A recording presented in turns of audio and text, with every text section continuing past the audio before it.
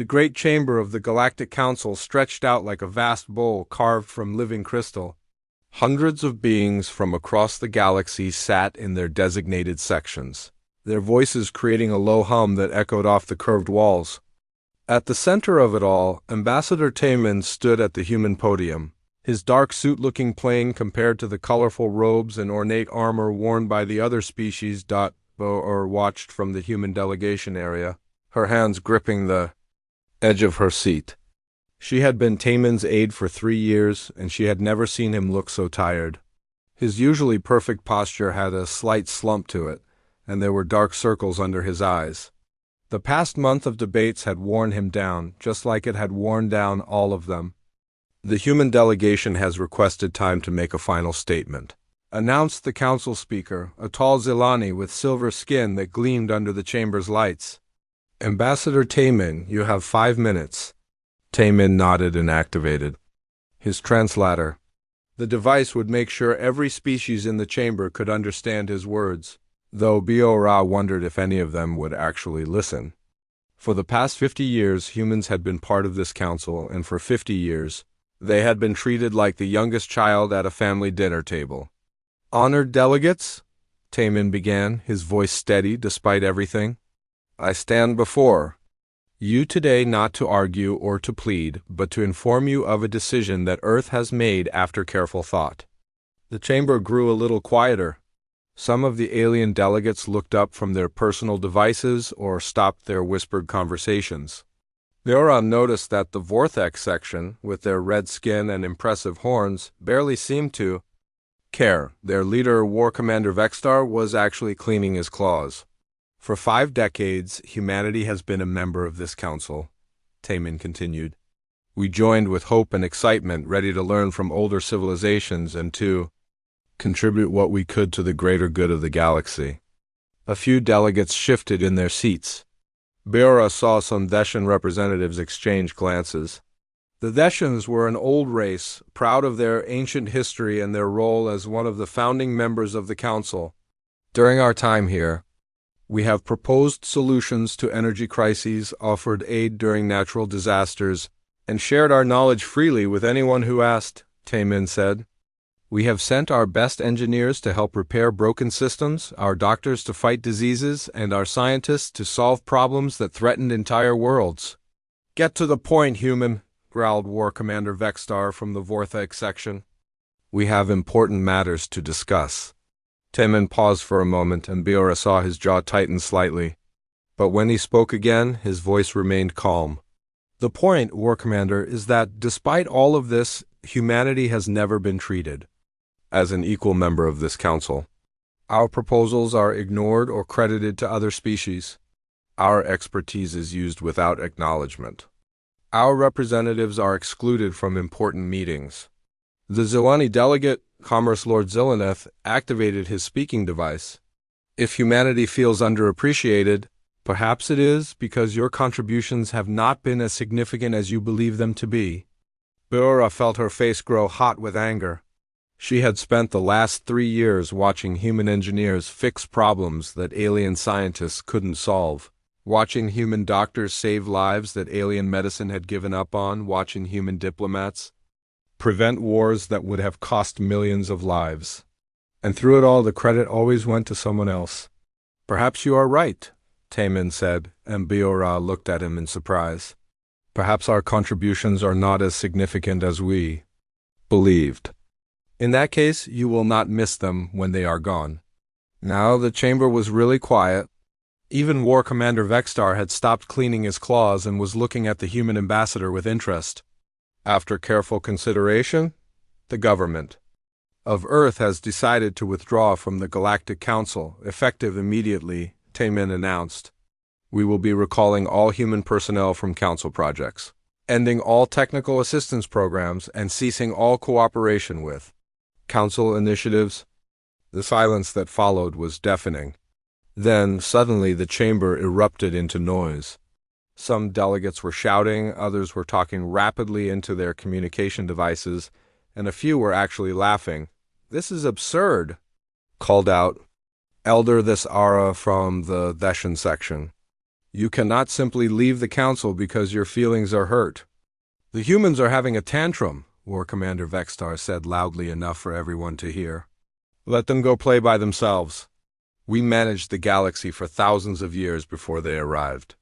The Aura stood up, ready to respond, but Taemin held up a hand to stop her. We are not having a tantrum, War Commander, he said. We are making a rational decision based on the clear evidence that our membership in this council benefits no one. If our contributions are truly insignificant, then our departure should have no impact on council operations. Commerce Lord Zillaneth's silver skin seemed to shimmer with amusement. Indeed, human, we wish you well in your isolation. Perhaps after a few years alone, you will realize the value of being part of something greater than yourselves. Perhaps, Taemin agreed. Or perhaps you will realize the value of what you are losing. With that, he gathered his papers and stepped down from the podium. Beora quickly packed up her equipment and followed him toward the exit. As they walked through the rows of alien delegates, she heard fragments of conversation in dozens of languages, all being translated by her earpiece. Good riddance to them, ... Always so emotional, these humans, ... They'll be back within a year, begging to rejoin ... Such a primitive species, thinking they matter ... Beora's hands clenched into fists, but she kept walking. When they reached the exit, she looked back one more time at the great chamber. The delegates had already moved on to other business. The departure of humanity was apparently so unimportant that it didn't even deserve a proper discussion. Outside the chamber, Taemin stopped and leaned against the crystal wall. For the first time since she had known him, he looked his age. You all right, Ambassador? Beor asked. I keep thinking about something my grandfather told me, he said quietly. He was a mechanic, worked on old cars. He used to say that the most important parts of an engine are the ones you never think about. The small bolts, the gaskets, the little pieces that hold everything together. You only notice them when they're gone. Beor frowned. What do you mean? Taemin straightened up and began walking toward the transport area. Nothing, just an old man's wisdom. Come on, we have a lot of packing to do. All human personnel are being recalled to Earth immediately. As they walked through the corridors of the council building, they passed dozens of workstations and control rooms. In many of them, Beora could see human technicians and engineers working alongside aliens, keeping the vast machinery of galactic government running smoothly. Soon, all of those humans would be gone. Do you really think they won't miss us? She asked. Tae-Min was quiet for a long moment. I think, he said finally, that we're about to find out exactly how important those little pieces really are. Behind them, the great chamber continued its business and the galaxy turned on, completely unaware that its foundation was about to crumble. Sujin sat in her small office on Luna Base, watching the streams of data flow across her multiple screens. As Earth's former head of galactic communications, she had spent the last 15 years managing the invisible network that kept the galaxy talking to itself. Now, just 6 hours after the human delegation had left the council chambers, that network was starting to show cracks. The first sign of trouble came from the Corven Trade Federation. Their primary quantum relay station, located in the Kepler system, had gone offline without warning. Sujin pulled up the maintenance records and found what she expected. The last major upgrade had been performed by a human engineering team 2 years ago. The Corvens had never bothered to learn how the new systems worked. Her communication panel beeped. An incoming message from Trademaster Corval, marked as urgent priority.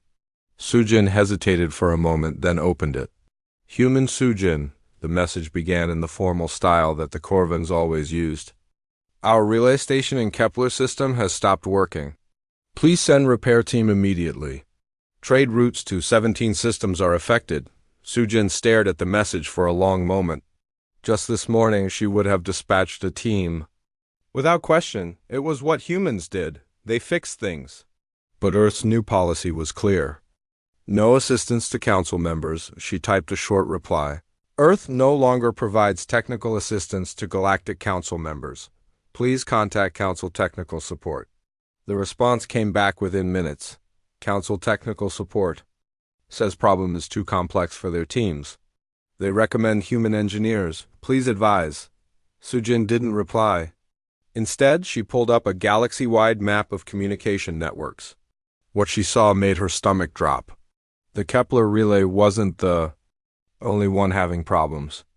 Red warning lights were appearing across dozens of systems. The Hellenic crystal cities had lost contact with their mining colonies.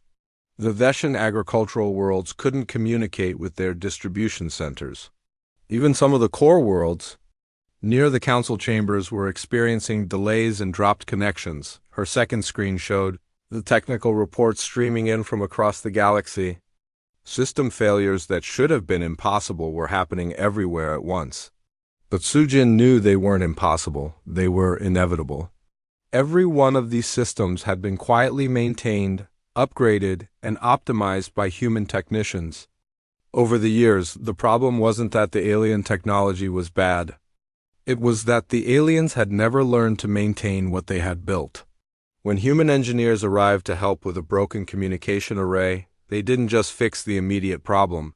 They improved the entire system, made it more efficient, more reliable, more resistant to failure.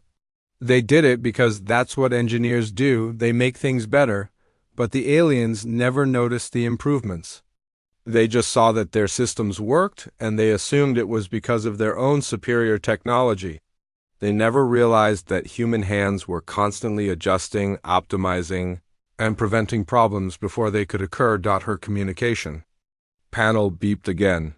This time it was Elder Thesara from the Vestan delegation. Sujin of Earth, the message read. Our agricultural coordination network has failed. 14 worlds cannot communicate with their food distribution systems. Billions of people depend on this network. Surely this is more important than political disagreements. Sujin felt a pang of guilt. She had helped design that network, had personally installed many of its key components.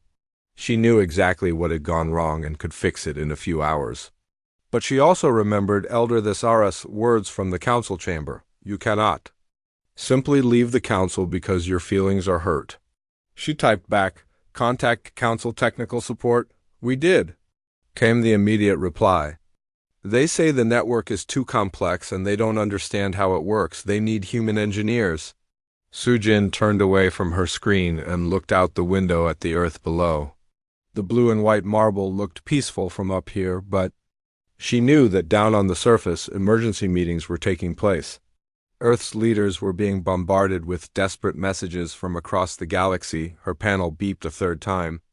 War Commander Vextar from the Vorthak military. Human. The message began without any greeting. Military communication network between Vorthak fleet and Home Command is failing. This creates security risk for entire galaxy. Fix immediately.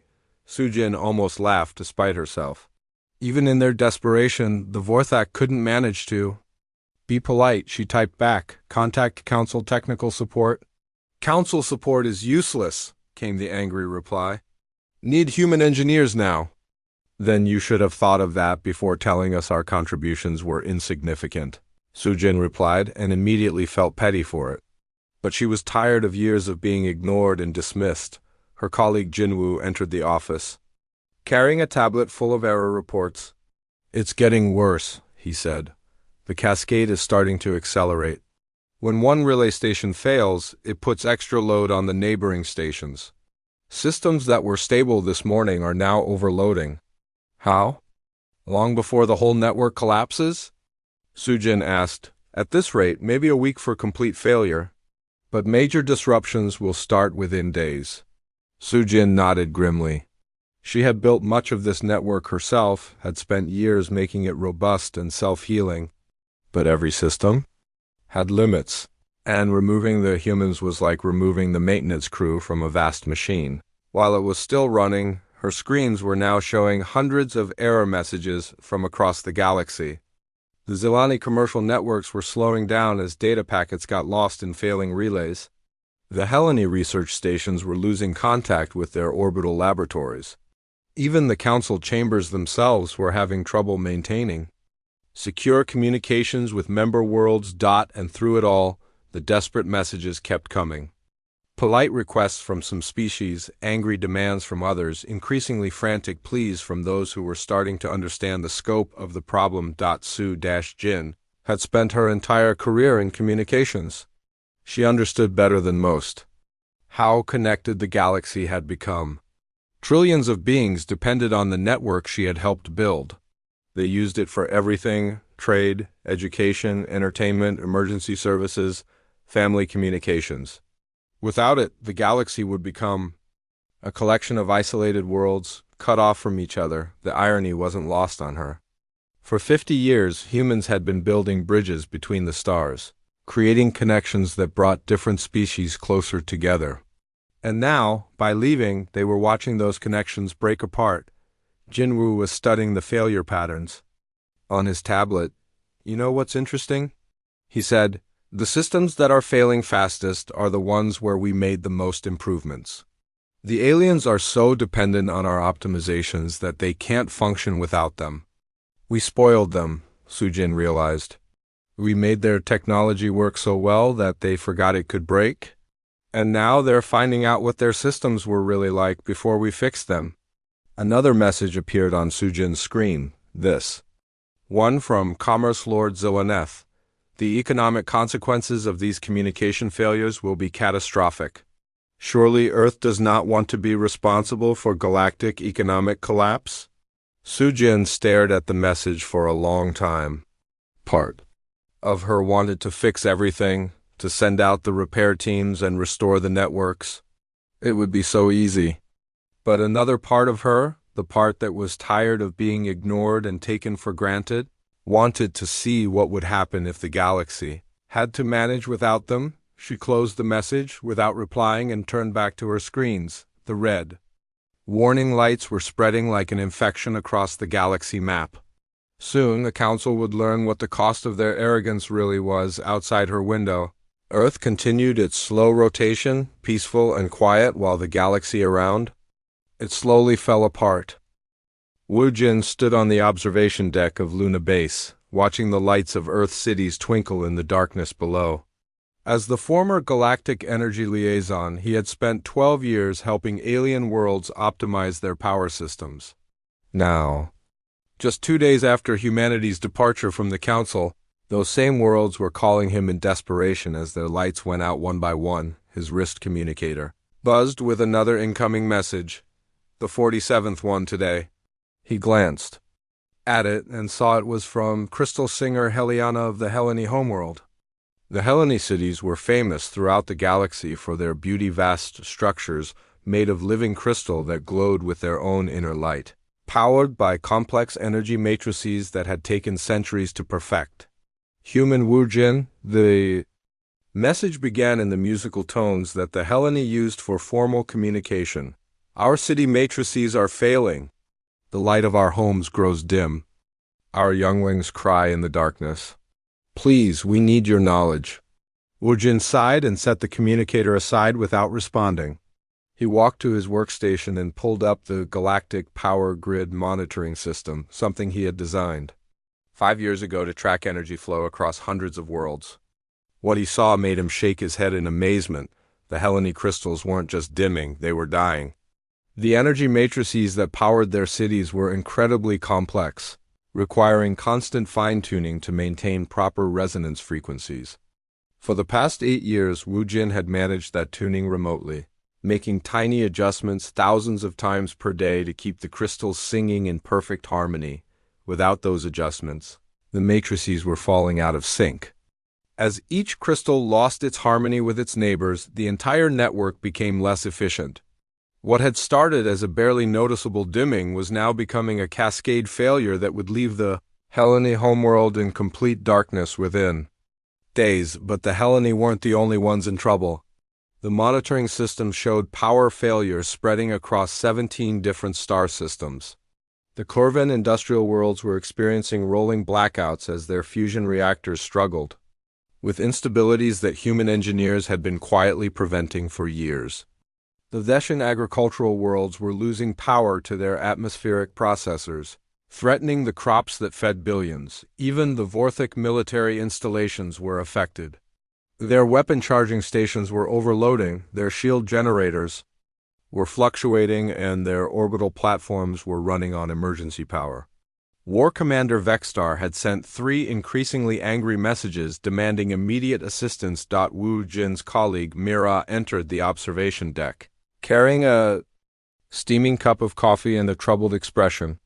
"The failure rate is accelerating," she said. "Every system we optimized is reverting to its original inefficiency levels. But the aliens built their civilizations based on the improved performance. They're trying to draw more power than their systems can actually provide. It's like they built cities for 100,000 people but only installed power plants for 50,000, Wu Jin replied. They could do it because we were secretly doubling their efficiency. Mira nodded.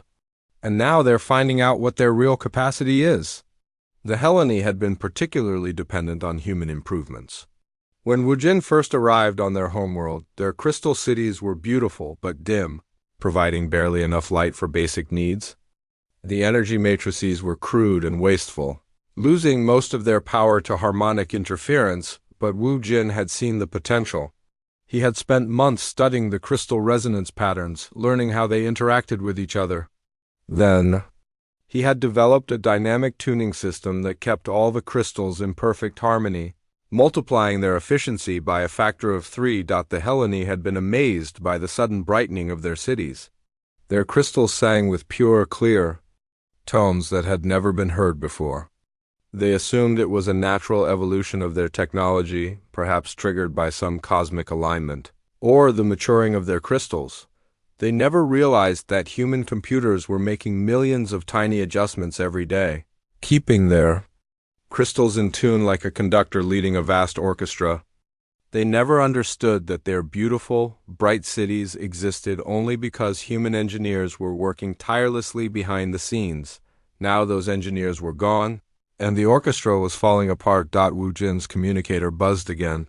This time it was Elder Thesara from the Deshan delegation. Human Wu Jin, our atmospheric processors are failing. Without them, our crops will die and billions will starve. Surely you cannot allow this to happen. Wu Jin almost replied, but then he remembered the council session. He remembered Elder Thesara dismissing humanity's contributions as insignificant. He remembered the casual arrogance with which the alien delegates had discussed humanity's departure. Let them fix their own problems, he thought bitterly. Let them figure out how to keep their lights on without human help. But even as he thought it, he felt guilty. He wasn't a politician or a diplomat. He was an engineer, and engineers fixed things. It went against every instinct he had to watch. Systems fail when he knew exactly how to repair them. Dashra was studying her tablet, tracking the cascade of failures across the galaxy. You know what's ironic? She said. We made their civilizations possible. The Helleny could never have built cities for billions of people with their original crystal technology. The Deshans couldn't feed their current population without the atmospheric improvements we made. The Korvans couldn't power their industrial economy with their basic fusion reactors. We didn't just maintain their systems, Wu Jin realized. We enabled their growth. They built their entire civilizations on the assumption that their power systems would continue to work at the efficiency levels we provided. And now they're finding out what happens when those assumptions are wrong. The monitoring system chimed with another alert. The Zilani commercial hub was experiencing power fluctuations that were affecting their entire economic network. Their trading computers were shutting down, their transport systems were failing, and their communication arrays were going offline. Commerce Lord Zilaneth's message was terse and angry. Human engineers will report to Zilani Hub immediately to repair power systems. This is not a request. Wu Jin deleted the message without reading the rest. The Zilani had always treated humans like servants, expecting immediate obedience to their commands. Even now, facing the collapse of their power grid, they couldn't manage a polite request?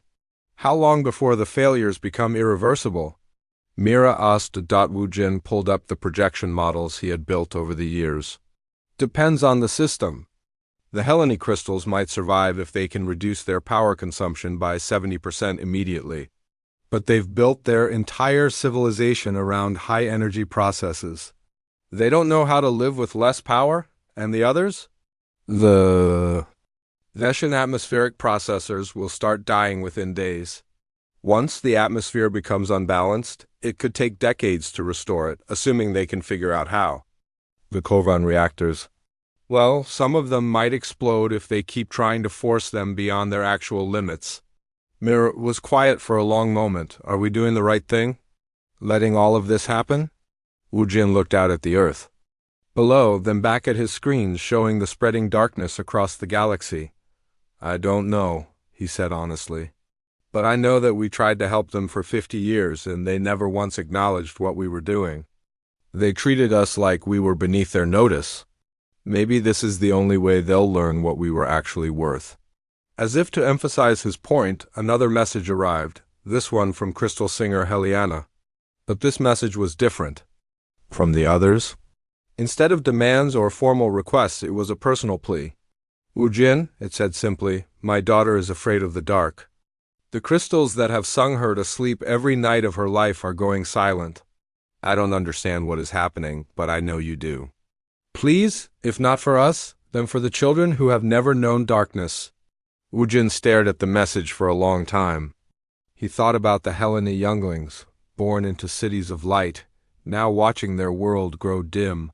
He thought about the billions of beings across the galaxy who depended on systems they didn't understand, maintained by people they had never thanked. But he also thought about the council session, about the casual dismissal of humanity's worth, about 50 years of being treated as insignificant. He closed the message and turned back to his monitoring screens. The darkness was spreading, and for the first time in his career, Wu Jin was going to let it spread. Mina knelt in her small garden on Mars Colony, carefully tending to the tomato plants that grew in the red soil. The dome above her head was transparent, giving her a clear view of the rust-colored landscape and the pale blue dot of Earth in the distance. She had always found peace in growing things, even during her 20 years as the galaxy's agricultural coordinator. Now, just 4 days after humanity's departure from the Council, that peace was being shattered by desperate messages from across the galaxy. Worlds that had never known hunger were facing starvation, and the beings who had once dismissed her work were begging for her help. Her tablet chimed with another incoming message. She glanced at it and saw it was from Crop Master the Saturn of the Deshan Grain Worlds. The message was marked as emergency priority, just like the 43 others she had received today. Human Mina, it began in the formal Deshan style, our crop yields are falling catastrophically. The soil enhancement systems you installed are failing. Our atmospheric processors are producing toxic levels of nitrogen. 17 worlds face complete crop failure within days. Billions will starve. You must help us, Mina sighed and set the tablet aside. She had expected this. The Deshan agricultural worlds were the breadbasket of the galaxy, feeding not just their own population of 12 billion, but also providing food exports to dozens of other worlds. But their success was built on human innovations that they had never bothered to understand. When Mina first arrived on the Deshan worlds 15 years ago, she had been shocked by the primitive farming methods. The Deshans were an ancient race, proud of their agricultural traditions that stretched back thousands of years, but their traditional methods could barely feed their own population, let alone the billions of other beings who depended on their crops. The soil was exhausted from centuries of over-farming. The atmospheric processors were crude and unreliable, sometimes producing too much oxygen, sometimes too little. The genetic modifications to their crops were basic and unstable. It was a system that was barely functioning and getting worse every year, but Mina had seen the potential. She had developed new soil enhancement techniques that could restore fertility to exhausted farmland. She had redesigned the atmospheric processors to maintain perfect growing conditions. She had created genetic modifications that made crops more nutritious, More resistant to disease and faster growing, the results had been spectacular. Crop yields increased by 400%. The Vestan worlds went from barely feeding themselves to becoming the agricultural center of the galaxy. Their population boomed as better nutrition led to longer lifespans and higher birth rates, but the Vestans had never connected their success to human intervention. They assumed it was the natural result of their ancient wisdom finally reaching its full potential. They spoke proudly of their traditional farming methods and their ancestral knowledge, never mentioning the human systems that made it all possible. Now those systems were failing, and the Deshans were discovering what their traditional methods could actually produce. Mina's tablet chimed again. This time it was a message from bioengineer Corvith of the Corvan Agricultural Division. The Corvans had built their own farming worlds based on Vestan techniques, or rather, based on the human improvements to Vestan techniques that they thought were original Vestan innovations. Human Mina, the message read, our modified grain crops are reverting to original genetic patterns. Yields dropping by 60% per day. Food riots beginning on 7 worlds. Need immediate genetic stabilization. Mina almost laughed despite herself. The Corvans had been so proud of their superior genetic engineering when they started their agricultural program. They had boasted about how they were improving on Vestan methods, never realizing that they were actually copying human modifications that had been secretly inserted into the Vestan genetic libraries. She pulled up her monitoring system, a galaxy-wide network that tracked agricultural production on hundreds of worlds.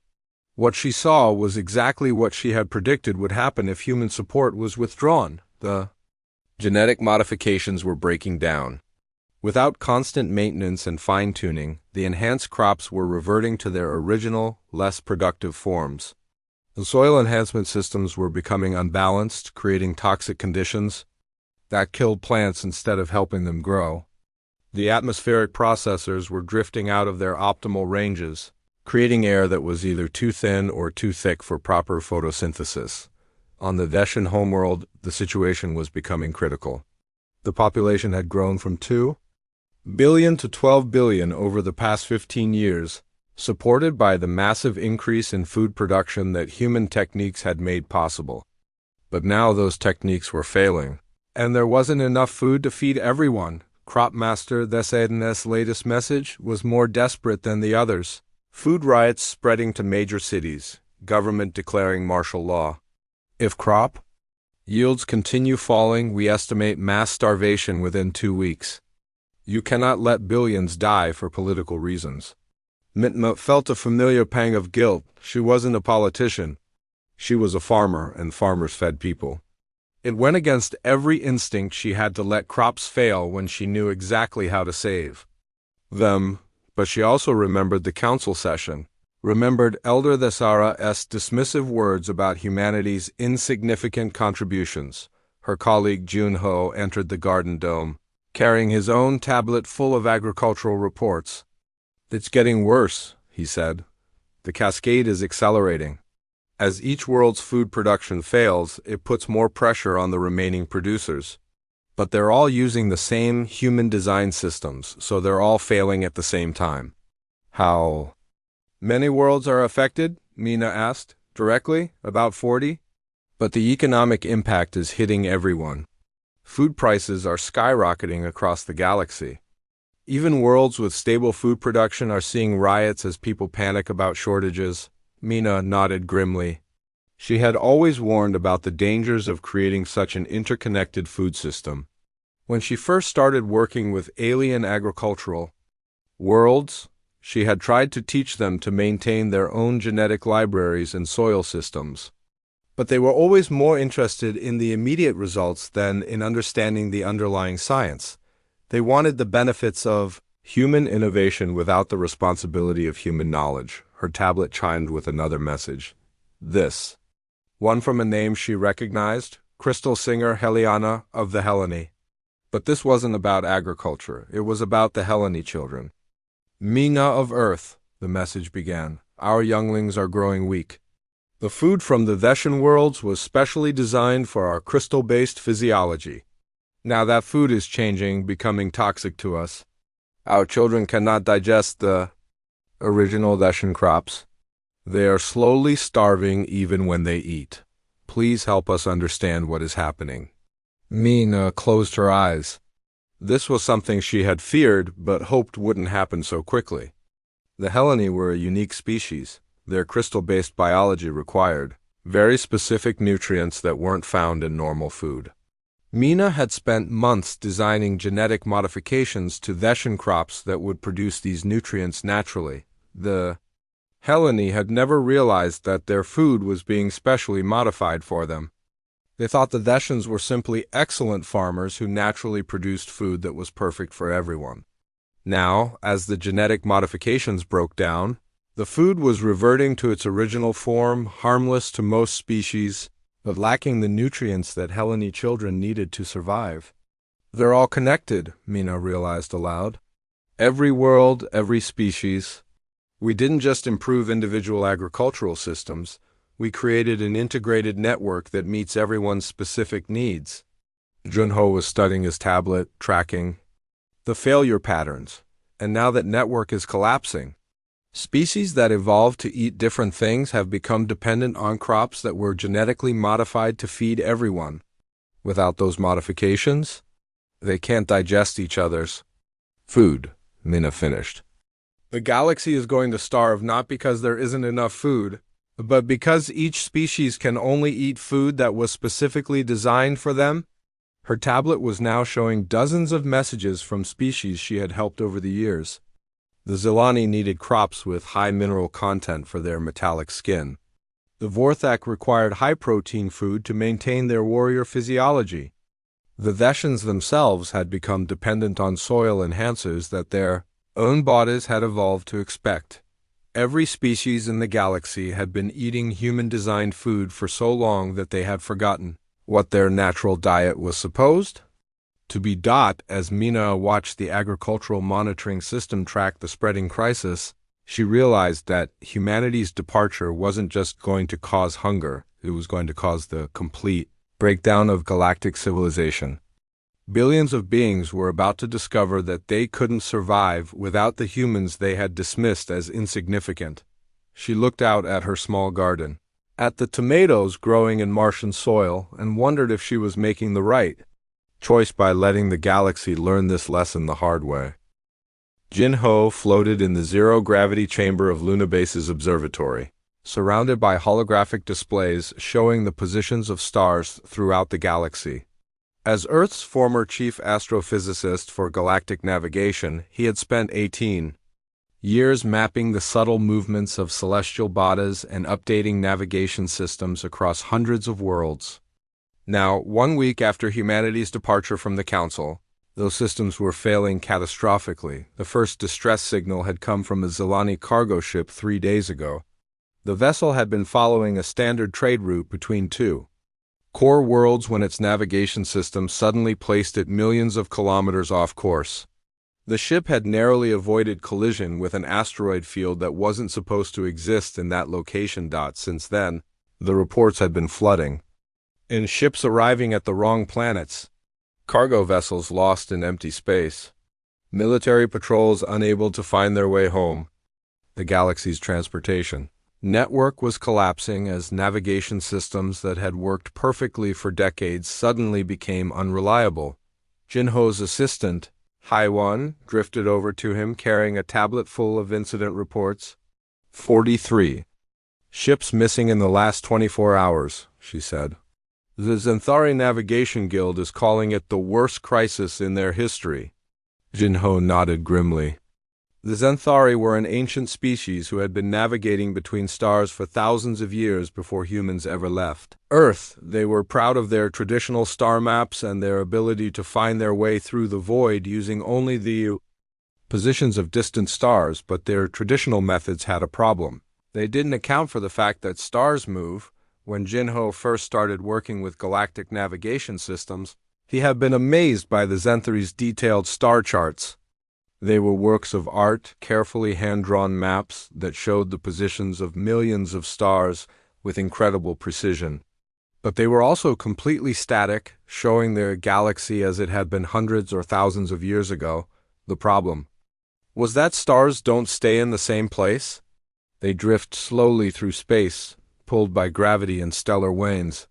The movement is tiny, often just a few kilometers per year, but over the vast distances of interstellar space, those small movements add up. A navigation system that was perfectly accurate 100 years ago could be off by millions of kilometers today. The Zentari knew about stellar drift, but they considered it negligible. Their traditional philosophy was that the stars were eternal and unchanging, and small movements were just temporary fluctuations that could be ignored. They had been using the same basic star maps for centuries, with only minor updates for major stellar events like supernovas or binary star formations. But Jinho had been quietly updating their navigation systems all along. Every few months, he would upload new stellar position data to the Galactic Navigation Network, making tiny corrections that kept ships on course. He tracked the movement of millions of stars, calculated gravitational influences, predicted solar wind effects, and adjusted navigation parameters accordingly. The aliens never noticed these updates. Their ships continued to arrive at the right destinations, so they assumed their ancient star maps were still accurate. They never realized that human computers were constantly correcting their course calculations behind the scenes. Now those corrections had stopped, and the galaxy was discovering what their navigation systems were really like. HFY was studying the incident reports on her tablet.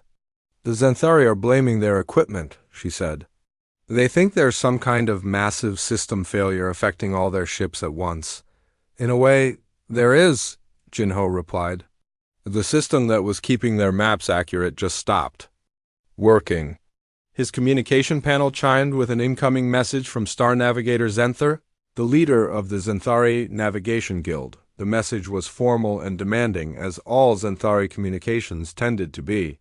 "Human Jinho," it began. "Navigation systems across the galaxy are experiencing unprecedented failures. Ships are arriving at wrong destinations.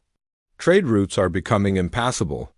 This threatens the stability of galactic civilization. You will immediately provide technical assistance to correct these problems." Jinho didn't reply. Instead, he pulled up his stellar drift monitoring system, a network of sensors and calculation programs that tracked the movement of every major star in the galaxy. What he saw confirmed his worst fears. The navigation errors weren't random. They were systematic, and they were getting worse. Ships following traditional Zentari star maps were being led further and further off course as the cumulative effects of years of stellar drift became impossible to ignore. "How bad is it?" HFY asked, reading his expression. "Bad," the Zentari. "Maps are accurate for star positions as they were about 50 years ago. That means every ship using their navigation systems is off course by an average of 5 million kilometers. At interstellar distances, that's enough to miss an entire solar system. And it's going to get worse? Much worse. The drift is cumulative. Every day that passes without corrections makes the problem bigger. Within a month, I estimate that 50% of all interstellar journeys will end in failure." Even as he spoke, another distress signal was coming in. This one was from a Vestan agricultural transport carrying food supplies to a starving world. The ship had been lost for 2 days, drifting in empty space with no idea how to find its destination. Jinho felt the familiar conflict between his human instincts and Earth's new policy. Every fiber of his being wanted to send out the navigation corrections, to guide lost ships to safety, to prevent the collapse of galactic transportation. But he also remembered the council session, remembered the casual dismissal of humanity's contributions. His panel chimed again. This time it was a message from War Commander Vextar of the Vorthic military. The tone was typically aggressive and demanding.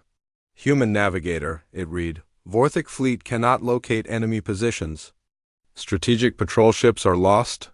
This weakness threatens galactic security. Provide navigation updates immediately or face consequences." Jinho almost laughed. The Vorthak were the most militant species in the galaxy, always talking about their superior military capabilities and their role as the Council's enforcers. But apparently their mighty fleet couldn't find its way around the galaxy without human help. He was about to delete the message when another one came in, this one from crystal singer Heliana of the Hellene. Her messages were always more personal than the official communications from other species. Jinho of Earth, it said, our supply ships cannot find us. We are running out of food for our younglings, but the ships carrying aid are lost in the void. I know the politics between our peoples are difficult now, but surely innocent children should not suffer for the mistakes of their elders. Jinho stared at the message for a long time.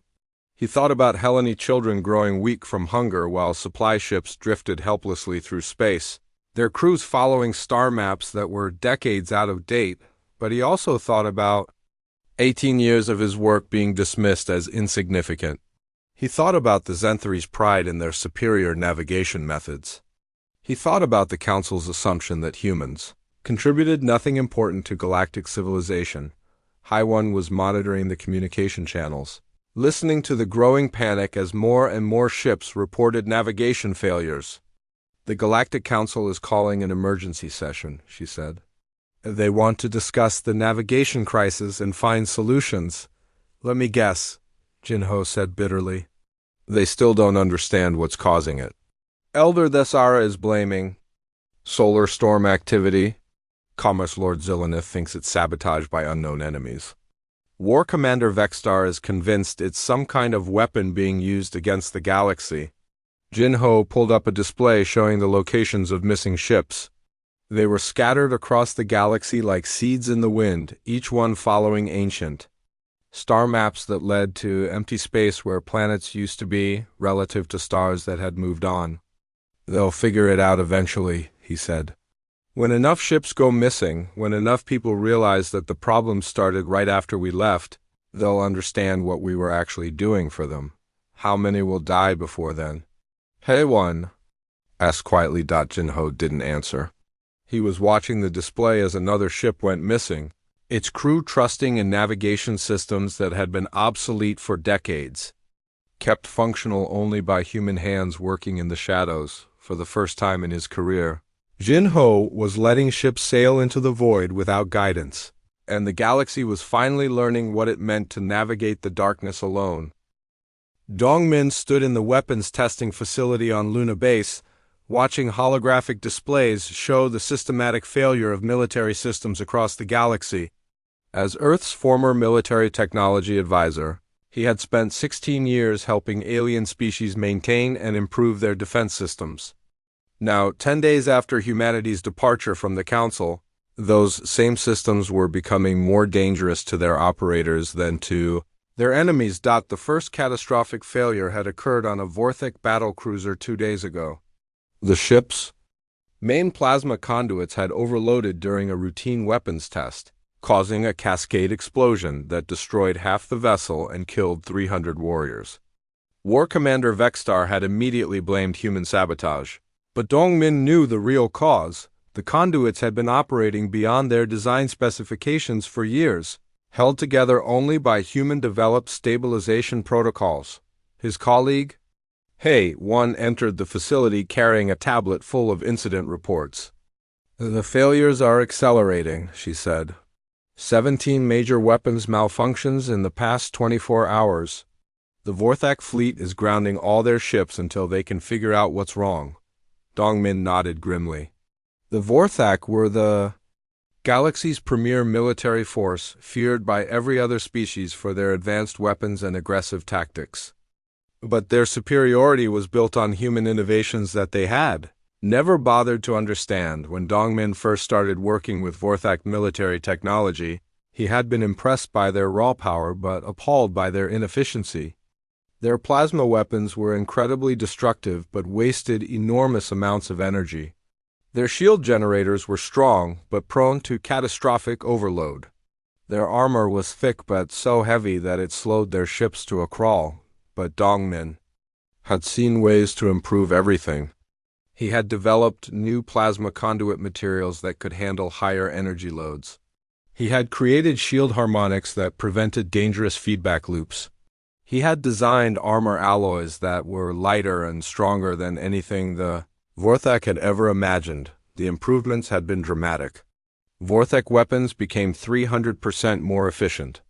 Their shields became virtually impenetrable. Their ships became faster and more maneuverable while remaining heavily armored. The Vorthak had been so impressed that they had redesigned their entire military around these enhanced capabilities, but they had never understood how the improvements worked. They assumed it was simply the natural evolution of their technology, guided by their superior warrior instincts. They spoke proudly of their ancient weapons knowledge and their warrior innovation, never acknowledging the human systems that made it all possible. Now those systems were failing, and the Vorthak were discovering what their superior technology could actually do. Dongmin's communication panel chimed with an urgent message from War Commander Vexstar. The tone was different from his usual aggressive demands. There was something that might have been desperation hidden behind the military formality. Human Dongmin, the message began. Vorthak fleet experiencing critical systems failures, weapons overloading, shields collapsing, ships becoming inoperable. Request immediate technical assistance to restore fleet combat readiness. Dongmin stared at the message for a moment. After years of being treated like a servant, after countless insults and dismissive comments, the mighty war commander was actually asking for help. Not demanding it, not threatening consequences, asking, but the request came too late.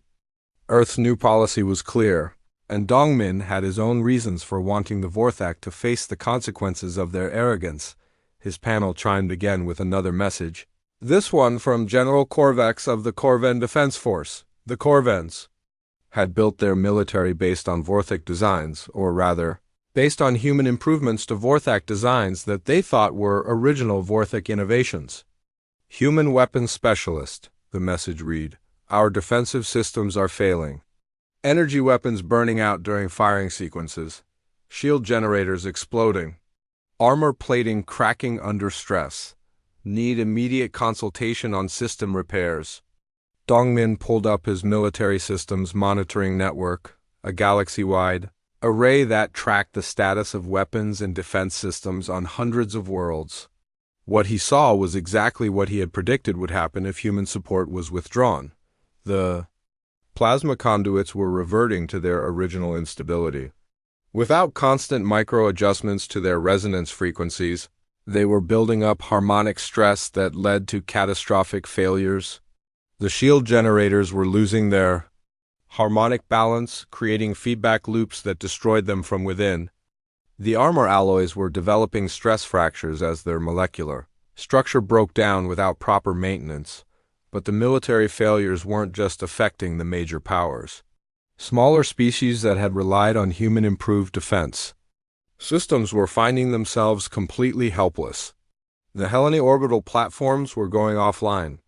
The Vestan planetary shields were flickering. Even the Zelani commercial escort ships were losing their weapons systems. Hey, one was studying the failure patterns on her tablet. It's not just the weapons, she said. The whole military balance of the galaxy is shifting. Species that were protected by human-improved defenses are now vulnerable to anyone with working weapons. And species with human-improved weapons are finding out that their weapons don't actually work, Dongmin added. It's going to create chaos. Even as he spoke, reports were coming in of minor conflicts breaking out across the galaxy. Border disputes that had been kept in check by the threat of superior weapons were suddenly becoming active conflicts as both sides discovered their military systems were unreliable. The Zentari had launched a probe attack against a Korvan outpost, only to discover that their plasma cannons were operating at 30% efficiency.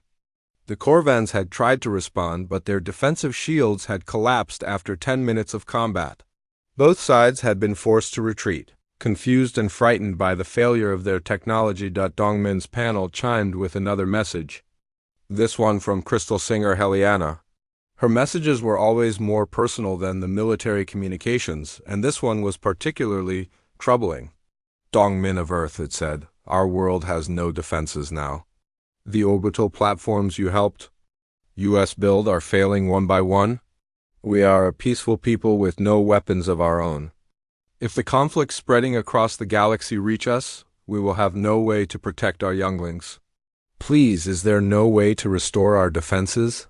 Dongmin felt a familiar pang of guilt. The Helleni were indeed peaceful, having relied on human-designed orbital defense platforms to protect their crystal cities from the occasional pirate raid or military probe.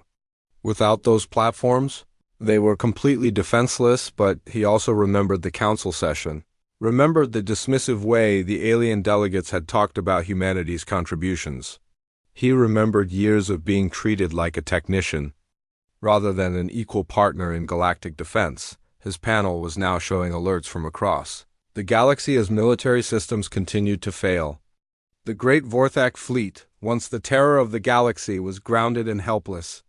The Corvan defense grid was collapsing sector by sector. Even the Council's own security forces were reporting weapon failures and shield malfunctions. Haywan was monitoring the communication channels, listening to the growing panic among military commanders who were discovering that their superior technology was actually inferior junk held together by human ingenuity. War Commander Vextar is calling another emergency council session, she said. He wants to discuss what he's calling systematic sabotage of galactic defense systems by unknown enemies. Dongmin almost smiled. The Vorthak War Commander still couldn't accept that his mighty fleet had been dependent on human support. He was looking for external enemies to blame rather than admitting that his own technology was fundamentally flawed. Let him search for saboteurs, Dongmin said. Maybe eventually he'll realize that the only thing that was sabotaged was his own pride. On his screens, more red alerts were appearing as military systems across the galaxy continued their systematic breakdown. For the first time in galactic history, every major military force was simultaneously helpless, and the beings who had dismissed human contributions as insignificant were finally learning the true cost of their arrogance. The galaxy's protectors had been disarmed by their own ignorance, and the chaos that followed would teach them exactly how much they had depended on the humans they had driven away. So Young sat in her office on Luna Base, surrounded by holographic displays showing the economic collapse spreading across the galaxy like a virus. As humanity's former economic analyst, she had spent 14 years managing the complex trade, algorithms and resource distribution networks that kept galactic commerce functioning. Now, 2 weeks after humanity's departure from the Council, those networks were disintegrating and taking galactic civilization with them. Her colleague, Jae-sung, entered the office carrying a tablet full of economic reports that painted an increasingly desperate picture. The Zilani Stock Exchange closed permanently this morning, he said. Complete system failure. They can't process trades because the prediction algorithms are producing nonsensical results. So Young nodded without surprise. She had designed those prediction algorithms herself, creating complex mathematical models that analyzed countless variables to predict market trends and prevent economic crashes. The Zilani had been so impressed with the accuracy of their improved economic systems that they had built their entire commercial empire around them, but they had never understood how the algorithms actually worked. They thought the improvements were the result of their own superior mathematical knowledge, never realizing that human computers were constantly analyzing millions of data points and making real-time adjustments to prevent market instabilities. Her communication panel chimed with another desperate message from Commerce Lord Zillaneth. Humans so young, galactic trade has stopped. Ships cannot calculate profitable routes. Banks cannot assess risk. Stock markets cannot function. The economic foundation of civilization is collapsing. You must restore the systems immediately. So Young deleted the message without reading the rest. She had received similar pleas from economic leaders across the galaxy, all of them suddenly discovering that their superior economic systems were actually dependent on human management. Jae-sung was studying his tablet, tracking the cascade of failures across different economic sectors. It's not just the stock markets, he said. The entire resource allocation system is breaking down. Worlds that produce food can't calculate fair prices. Worlds that need food can't determine what they can afford to pay. The whole trade network is paralyzed. So Young pulled up her economic monitoring system, a galaxy-wide network that tracked trade flows, resource distributions, and economic stability across hundreds of worlds. What she saw was economic chaos on a scale that had never been seen. Before the problem wasn't just that human-designed systems were failing. The problem was that the galaxy's economy had grown far beyond what the original alien systems could handle. When So Young first started working with galactic economics, trade between worlds was simple and limited. Each world produced a few basic goods and traded them for other necessities, but as human improved transportation, communication, and production systems made trade more efficient, the galactic economy had exploded in complexity. Worlds began specializing in specific products depending on imports for everything else. Complex supply chains developed, linking hundreds of worlds in intricate networks of interdependence. The economic algorithms had to evolve to handle this complexity. So Young had spent years developing systems that could track millions of transactions, predict supply and demand across vast distances, and automatically adjust prices to prevent shortages or surpluses. The aliens had loved the results. Trade became incredibly efficient, prices remained stable, and economic growth reached levels that had never been imagined. They assumed it was the natural result of their expanded commerce, never realizing that human computers were working frantically behind the scenes to keep the whole system from collapsing under its own complexity. Now, those computers were gone, and the galactic economy was reverting to its original limitations while trying to support a level of complexity it was never designed to handle. Her colleague Eugene entered the office, carrying reports about medical supply distribution failures. As humanity's former medical coordinator, she had been responsible for managing the complex logistics of medical research and treatment. Across hundreds of different species, the medical supply crisis is getting worse, Eugene said. 17. Different plagues have broken out across the galaxy because the disease prevention protocols we designed are no longer being maintained. So Young looked up from her economic displays. Which diseases? All of them. The Corvan wasting syndrome that we eliminated 15 years ago, the Vestan crop blight that was killing their agricultural workers, the Helleny crystal rot that was destroying their city structures. Every disease we helped them control is coming back. So Young felt a chill. She had focused on the economic aspects of the crisis, but Eugene was right. The medical implications were just as severe. The galaxy's health systems were built around human innovations that had eliminated dozens of deadly diseases and enabled medical treatments that were impossible with original alien technology. How many species are affected? So Young asked. All of them? Every species in the galaxy has been dependent on human medical research for decades. We didn't just treat their diseases, we prevented them from occurring in the first place. Now those prevention systems are failing and the diseases are returning with a vengeance. Eugene's tablet showed medical emergency reports flooding in from across the galaxy. The Vorthak were dealing with a resurgence of bone rot disease that was crippling their warriors. The Zilani were facing an outbreak of metal lung syndrome that was killing their industrial workers. The Veshans were watching helplessly as plant plague swept through their agricultural worlds. Every species had diseases that were specific to their biology, and every species had become dependent on human medical systems that understood those diseases better than their own doctors. Did So Young's communication panel chimed with another message, this one from Elder Thesara. The tone was completely different from the dismissive arrogance she had shown at the council session. So Young of Earth, the message began, we are dying. Our people, our crops, our entire civilization is falling apart. We know now that you are helping us in ways we never understood. We know that our pride blinded us to your contributions. Please, if there is any mercy in humanity, help us before it is too late. So Young stared at the message for a long time. It was the first acknowledgement she had ever received from a council member that human contributions had been significant.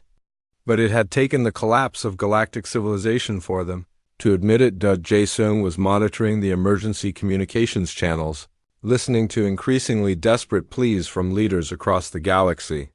"They're starting to understand," he said. The Corvan Trade Federation just released a statement admitting that their economic success was built on human systems. The Hellenic Council published an apology for not recognizing human contributions to their energy networks. "Too little, too late," So Young replied, but she felt conflicted. Part of her was satisfied that the aliens were finally acknowledging what humans had done for them. But another part of her was horrified by the scale of suffering that acknowledgement was costing. Eugene was studying her medical reports, tracking the spread of diseases across the galaxy. "The cascade is accelerating," she said. "As each world's medical system fails, it creates refugees who carry diseases to other worlds. The breakdown is becoming self-reinforcing." So Young pulled up a galaxy-wide projection model that showed the likely outcome if current trends continued. The results were sobering. Economic collapse would lead to resource wars. Disease outbreaks would devastate populations. Transportation failures would leave worlds isolated and helpless. Communication breakdowns would prevent any coordinated response. Within 6 months, the great galactic civilization that had taken thousands of years to build would be reduced to scattered groups of survivors, struggling to maintain basic technology on their isolated homeworlds. "They're calling an emergency council session," Jae-sung reported. "Full session, all member species. They want to discuss what they're calling the systematic collapse of galactic civilization. Do they finally understand what's causing it?" So Young asked. "Some of them do."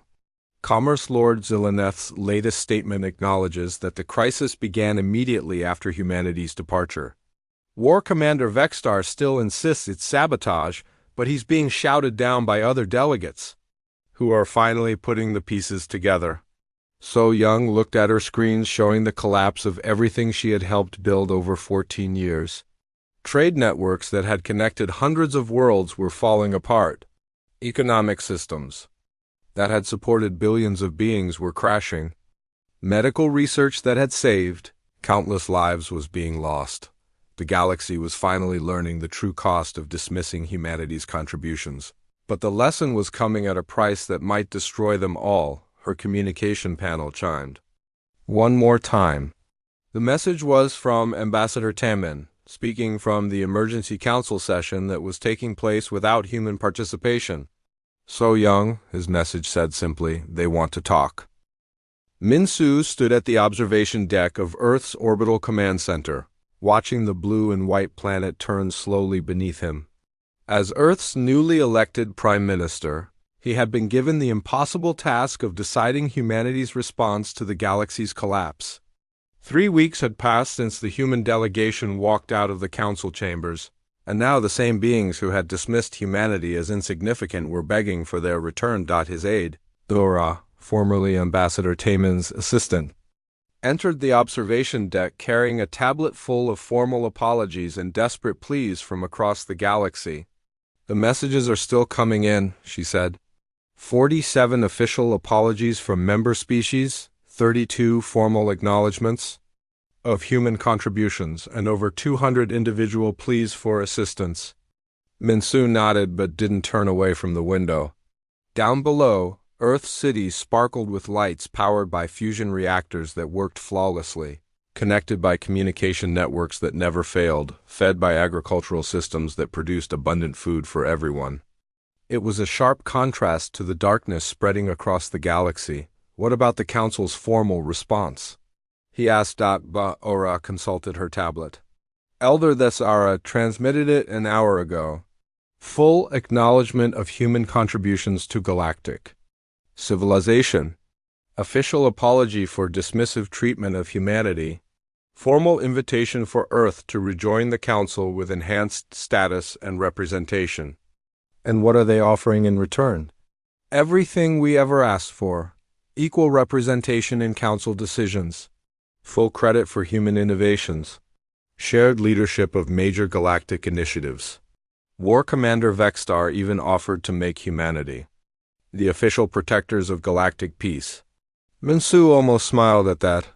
The proud Vorthek war commander, who had spent years treating humans like inferior servants, was now offering to give them military authority over the entire galaxy. It would have been flattering if it hadn't come at the cost of civilizational collapse. His communication panel chimed with an incoming priority message. Minsu glanced at it and saw it was from crystal singer Heliana of the Hellene. Her messages had become increasingly desperate over the past week as her people faced starvation, disease, and the slow death of their crystal cities. Minsu of Earth, the message began. I am dying. The crystal that has been part of my body for 3 centuries is going dark. My younglings cry for food that no longer comes. Our cities that once sang with light are falling silent. I do not ask for myself. I have lived long enough. But the children have done nothing wrong. They did not dismiss your people or ignore your gifts. Please do not let them pay for the pride of their elders. Minsu closed the message without responding, but he felt the weight of every word. Across the galaxy, billions of innocent beings were suffering for the arrogance of their leaders. Children were going hungry because agricultural systems were failing. Families were dying from diseases that had been eradicated decades ago. Entire civilizations were crumbling because the foundation they had been built on was gone. Bahara was watching his face carefully. She had been there during humanity's humiliation at the Council, had seen firsthand how dismissively the aliens had treated their departure. But she had also been receiving the desperate messages from across the galaxy, had heard the voices of beings who were slowly realizing what they had lost. The numbers are getting worse, she said quietly. Economic projections show complete civilizational collapse within 4 months. Disease models predict population losses in the billions. The transportation crisis has already isolated 12 entire star systems. And if we help them? Most of the damage can be reversed within 6 months. The agricultural systems can be restored, the diseases can be controlled again, the economic networks can be rebuilt, but it would require sending thousands of human specialists back to their worlds. Minsu turned away from the window and looked at the tablet Bahara was holding. It contained messages from beings who were learning, too late, what humanity had really meant to them. Species that had treated humans as insignificant junior partners were now acknowledging that their entire civilization had been built on human innovation, but the acknowledgement felt hollow. It hadn't come from genuine recognition of human contributions. It had come from desperation, from the fear of watching everything they cared about fall apart. What does Taemin think? Minsu asked. He thinks we should help them. He says that letting billions die to prove a point makes us no better than they were. And what do you think? Bahara was quiet for a moment. I think about the council session, she said finally. I remember War Commander Vextar cleaning his claws while Ambassador Taemin was speaking. I remember Commerce Lord Zilaneth laughing when we announced our departure. I remember Elder Thesara saying we were having a tantrum. But you also think about the children. Yes, I think about Hellene younglings who have never known darkness watching their world go dim. I think about Deshan families watching their crops die. I think about all the innocent beings who are paying for their leaders' arrogance. Minsu walked to his desk and activated the communication array that connected him to Earth's government leaders. Representatives from every nation appeared on the holographic display, all of them waiting for his decision on humanity's response to the galactic crisis. The galaxy is dying, he said without preamble. The same species that dismissed us 3 weeks ago are now begging for our help. They're offering us everything we ever wanted: equal representation, full recognition, shared leadership of galactic affairs. And what's your recommendation? Asked President Cheon from the North American Federation. My recommendation is that we decline. The silence that followed was profound. Bahara looked at him in shock, and several of the world leaders began speaking at once. Prime Minister, said Chancellor Mueller from the European Alliance, billions of innocent beings will die if we don't help them. Billions of innocent beings have been dependent on our help for decades without knowing it, Minsu replied. We tried to be partners. We offered our knowledge freely. We solved their problems and fixed their mistakes. And in return we were treated as insignificant servants? But surely, began Prime Minister Nakamura from the Pacific Coalition. No, Minsu interrupted. For 50 years, we enabled their arrogance by making their failures invisible. Every time their systems broke down, we fixed them quietly. Every time their technology proved inadequate, we improved it secretly. We made them dependent on us, while allowing them to believe they were superior. Or stepped forward. So what happens now? Minsu turned back to the window, looking down at Earth's peaceful cities. Now they learn to stand on their own. We're not their servants and we're not their saviors. We tried to be their partners and they rejected us. They chose pride over cooperation, arrogance over acknowledgement. And the children who are dying because of their leaders' mistakes will serve as a lesson to future generations about the cost of taking others for granted. The communication array crackled with protests from Earth's leaders, but Minsu held up a hand for silence. This isn't about revenge, he said. This is about teaching the galaxy that cooperation is a choice, not an entitlement. That assistance must be asked for, not assumed. That partners must be treated as equals, not as servants. He activated his personal communication panel and began typing a message that would be broadcast to every world in the galaxy. To the members of the Galactic Council, he wrote, Earth acknowledges your apologies and your offers of enhanced cooperation. However, we decline to return to the Council at this time. For 50 years, humanity served as the galaxy's maintenance crew, fixing problems you created and preventing disasters you never knew were coming. We did this work gladly, believing we were contributing to something greater than ourselves. But you taught us that our contributions were insignificant, that our departure would have no impact on galactic affairs. We have decided to prove you right. Humanity will focus on our own expansion into unexplored space, leaving you free to demonstrate the superiority of your technology and the wisdom of your leadership. We wish you success in rebuilding what you have lost. Perhaps in the future, when you have learned to value cooperation over pride, we can meet again as true equals. Minsu sent the message and then turned off the communication array.